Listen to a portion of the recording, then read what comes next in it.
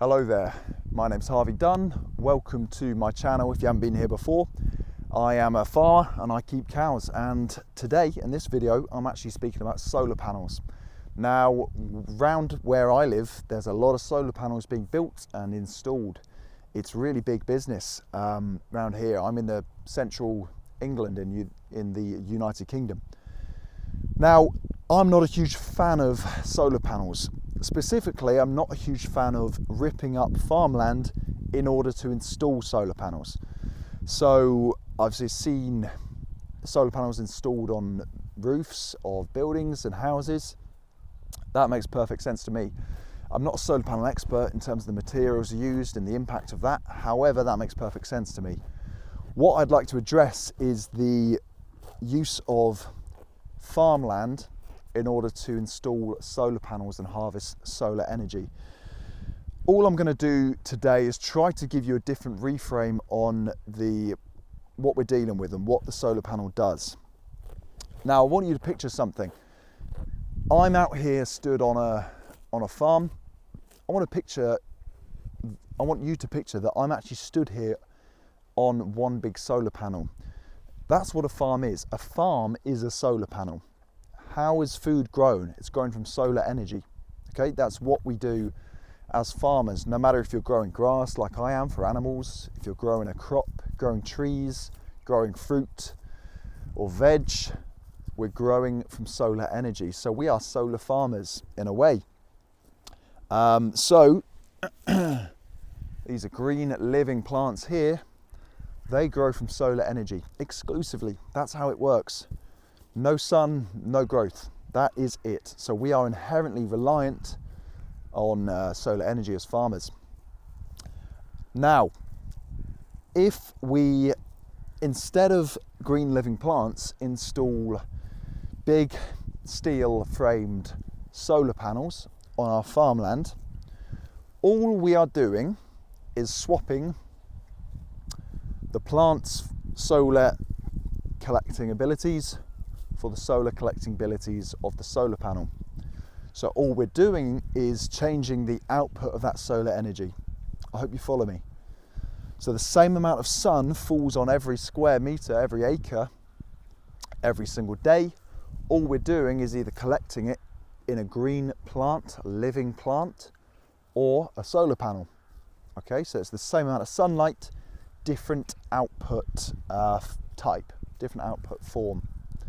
So it's photovoltaic, I think is the name for solar panels, versus photosynthetic, which is what plants do through photosynthesis. Now, why is that? I would argue that's because we have a deficit for renewable energy, renewable electricity specifically, globally. Why is there a deficit? I hope you'll follow me, sorry for rushing this. I believe there's a deficit for renewable electricity specifically, mostly due to social demand or the demand of the market. We don't have a deficit in energy. I do not believe we have a deficit in energy. There are, from what I've seen, ample stores of energy in terms of fossil fuels and nuclear energy and some renewable energy too, of course. But we are in a stage now where, as a society, we are screaming out for renewable energy, aren't we? And there's this whole industry surrounding renewable energy. We are doing carbon offsetting and things like that. And there's a lot of money just being made out of thin air, nothing, carbon offsetting, all these things. So we've got a demand for renewable energy. So what does that mean? It means that we're not going to plonk a nuclear power station on a field. We instead need to do something renewable like a solar panel, because the solar panel is using the sun's energy, which we consider to be renewable. So that's what we're doing.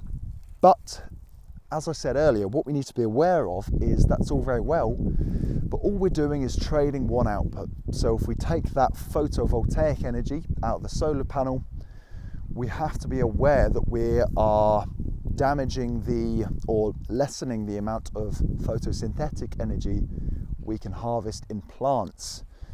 Now, is that a big problem?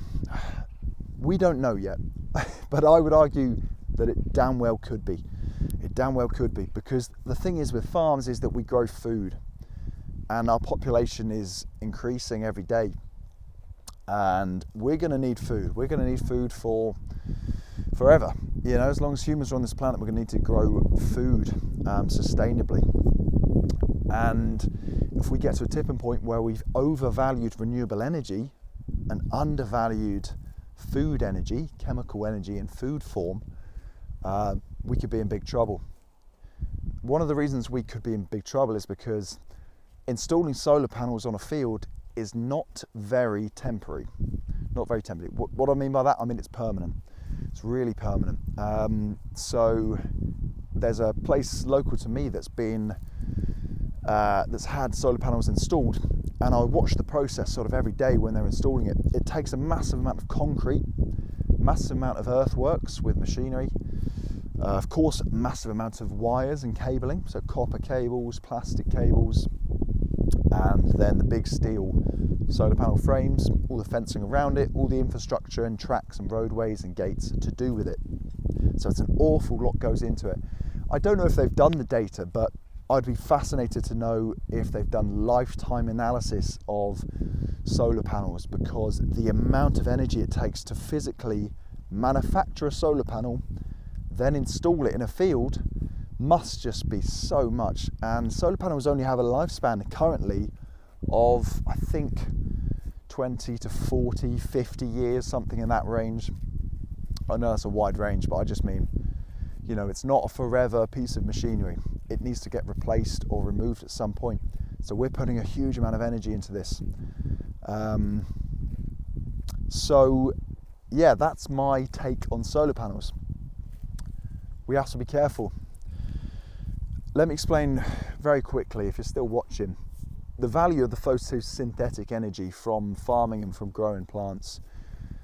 The key thing is the climate stabilization that we can provide when we grow plants. So how do I explain this? When we grow plants, we can use that solar energy to pump carbon out of the atmosphere. Okay, do you follow me? The solar energy is required for these plants to grow, but plants, if you remember your photosynthesis lesson from school, plants draw in carbon dioxide, so we can lock carbon up in the soil. But to do that, we need a living plant that's getting solar energy. And if there's a big ass solar panel on the top of this, then it can't do its job. That's going to close it up today. Thanks for listening. And any questions, let me know. I'll speak about this further in the future. Thank you for watching. See you next time.